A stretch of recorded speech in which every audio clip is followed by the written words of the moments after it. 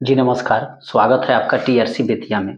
और इसमें हम लोग विश्व इतिहास को पढ़ रहे हैं और अभी तक एक पुनर्जागरण का वीडियो पीछे अपलोड हो चुका है और अभी हम लोग पढ़ेंगे अमेरिकी स्वतंत्रता संग्राम के बारे में। और ये काफ़ी इम्पोर्टेंट चैप्टर है, ध्यान से सुनिएगा। अमेरिका में ब्रिटिश औपनिवेशिक साम्राज्य की स्थापना जब की गई तो इंग्लैंड का राजा कौन था? उसका नाम था जेम्स प्रथम। अगर यही प्रश्न पूछा जाए कि अमेरिकी स्वतंत्रता संग्राम के समय ब्रिटिश का राजा कौन था, तो उसका नाम था जॉर्ज तृतीय। ये दोनों प्रश्न काफी इंपॉर्टेंट है कि अमेरिका में जब ब्रिटिश के द्वारा औपनिवेशिक साम्राज्य को स्थापित किया गया तो उस समय ब्रिटेन का राजा था जेम्स प्रथम। और अमेरिकी स्वतंत्रता संग्राम जब हुई 1776 में, तो उस समय जो है जी नमस्कार, स्वागत है आपका टीआरसी बेतिया में। और इसमें हम लोग विश्व इतिहास को पढ़ रहे हैं और आज हम लोग पढ़ेंगे अमेरिकी स्वतंत्रता संग्राम के बारे में। अमेरिका में ब्रिटिश औपनिवेशिक साम्राज्य की जब स्थापना की गई तो उस समय ब्रिटेन का राजा कौन था? उसका नाम था जेम्स प्रथम। अगर वही पूछा जाए कि अमेरिकी स्वतंत्रता संग्राम के समय ब्रिटेन का राजा कौन था, तो उसका नाम था जॉर्ज तृतीय। ये दोनों इंपॉर्टेंट है। अमेरिकी स्वतंत्रता संग्राम के समय इंग्लैंड का राजा जॉर्ज तृतीय, और अमेरिका में जब औपनिवेश स्थापित किया गया ब्रिटिशर्स द्वारा तो उस समय इंग्लैंड का राजा जेम्स प्रथम था। एक और प्रश्न आता है कि अमेरिका के मूल निवासियों को क्या कहा जाता था? अमेरिका के मूल निवासियों को क्या कहा जाता है? तो अमेरिका के मूल निवासियों को रेड इंडियन कहा जाता है। और ये रेड इंडियन शब्द जो है, जब क्रिस्टोफर कोलंबस द्वारा अमेरिका की खोज 1492 में की गई तो क्रिस्टोफर कोलंबस अमेरिका को भारत मान लिया और भारत समझने के कारण ही अमेरिका के मूल निवासियों को कोलंबस के द्वारा रेड इंडियन कहा गया। ये भी प्रश्न इंपॉर्टेंट है। आगे बढ़ते हैं। अमेरिका को पूर्ण स्वतंत्रता कब मिली? तो अमेरिका को पूर्ण स्वतंत्रता 4 जुलाई 1776 को मिली थी। और अमेरिकी स्वतंत्रता की घोषणा का सिद्धांत क्या था? नेचुरल राइट्स का, अर्थात प्राकृतिक अधिकार या नैसर्गिक अधिकार के सिद्धांत पर अमेरिका को पूर्ण स्वतंत्रता की अपनी घोषणा की थी। और अमेरिका की को पूर्ण स्वतंत्रता कब मिली? तो 4 जुलाई 1776 को। अमेरिका में स्वतंत्रता युद्ध किस संधि से समाप्त हुआ? तो पेरिस की संधि से अमेरिका में स्वतंत्रता युद्ध समाप्त हुआ और ये 1783 में हुआ था। तो जब भी ये प्रश्न पूछा जाए कि अमेरिका का स्वतंत्रता युद्ध जो है किस संधि से समाप्त हुआ, तो पेरिस की संधि से। और कब हुआ? 1783 में। और इस पेरिस की संधि के शर्तों के अनुसार ब्रिटिशर्स द्वारा अमेरिका के यानी कि उत्तरी अमेरिका के 13 उपनिवेशों को स्वतंत्र कर दिया गया। ये भी प्रश्न पूछा जाता है कि ब्रिटिशर्स द्वारा उत्तरी अमेरिका में कुल कितने उपनिवेश स्थापित किए गए थे, तो उसकी संख्या थी 13 यानी कि 13। नेक्स्ट प्रश्न, अमेरिका के स्वतंत्रता संग्राम में किस देश का साथ मिला था? तो अमेरिका के स्वतंत्रता संग्राम में फ्रांसीसी उनका साथ दिए थे और अमेरिका और फ्रांस दोनों मिलकर ब्रिटिश के खिलाफ लड़ रहे थे। यहाँ एक और प्रश्न आता है कि फ्रांसीसियों के तरफ से कौन सेना नायक था जो अमेरिका का सहयोग किया और ब्रिटिश के खिलाफ लड़ा? तो उसका नाम था लफायते। तो यहाँ से प्रश्न पूछा जाएगा कि अमेरिका के स्वतंत्रता संग्राम में लफायते के नेतृत्व में किस देश की सेना ने इंग्लैंड के विरुद्ध लड़ा था? तो उसका नाम था फ्रांस, फ्रांसीसी देश का था। अच्छा, सप्तवर्षीय युद्ध कब हुआ? तो सप्तवर्षीय युद्ध 1756 से लेकर 1763 तक चला और इसमें इंग्लैंड एवं फ्रांस एक दूसरे से लड़ रहे थे। फ्रांस एवं इंग्लैंड के सप्तवर्षीय युद्ध लड़ने के कारण ब्रिटिशर्स को यानी कि इंग्लैंड को काफी नुकसान हुआ और इस नुकसान की पूर्ति के लिए ब्रिटिश प्रधानमंत्री ग्रेनविले के द्वारा 1765 में स्टाम्प एक्ट को लाया गया और इस स्टाम्प एक्ट के माध्यम से जितने भी अदालती कागज थे, उसके अलावा अखबार थे, उस पर 20 सीलिंग का टैक्स लगा दिया गया। और साथ ही 2 वर्षों बाद 1767 में ब्रिटिश संसद ने कागज, शीशा, रोगन जैसे उपभोक्ता वस्तुओं पर भी टैक्स लगा दिया और इससे उपनिवेशवासियों में करों का बोझ बढ़ा और उपनिवेशवासी जो थे वे इसका विरोध लगे करने। और इसी विरोध के दौरान इतना व्यापक विरोध हुआ कि प्रतिनिधित्व नहीं तो कर नहीं जैसा नारा गूंजने लगा।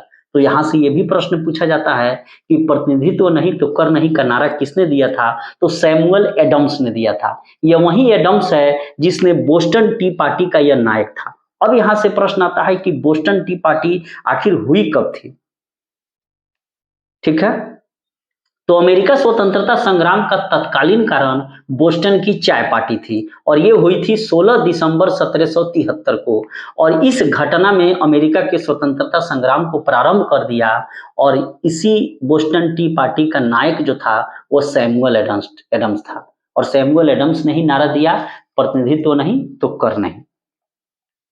नेक्स्ट, स्वतंत्रता आंदोलन के दौरान किस देश के उपनिवेशवासियों ने स्वाधीनता की पुत्र एवं पुत्रियां जैसी संस्था स्थापित की थी? तो अमेरिका के।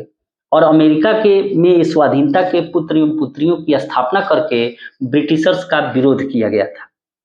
नेक्स्ट, कॉमन सेंस किसके द्वारा लिखी गई? कॉमन सेंस जो है टॉमस पेन के द्वारा 1776 में लिखी गई एक लघु पत्रिका थी जिसमें स्वतंत्रता व्यक्ति के लिए आवश्यक है इन चीजों को बताया गया था। साथ ही राइट्स ऑफ मैन किसकी कृति है?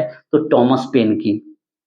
अमेरिकी स्वतंत्रता संग्राम का नायक कौन था? हीरो कौन था? George Washington. और यही जॉर्ज वॉशिंगटन आगे चलकर अमेरिका के प्रथम राष्ट्रपति भी बने थे। नेक्स्ट, 1774 को अमेरिका के 13 उपनिवेशों के प्रतिनिधि मंडल ने फिलाडेल्फिया में एक सम्मेलन किया जिसमें ब्रिटिश कानूनों का विरोध एवं ब्रिटिश व्यापार का भी विरोध किया गया था। तो ये प्रश्न पूछता है कि फिलाडेल्फिया में प्रथम सम्मेलन कब हुआ? 1774 को।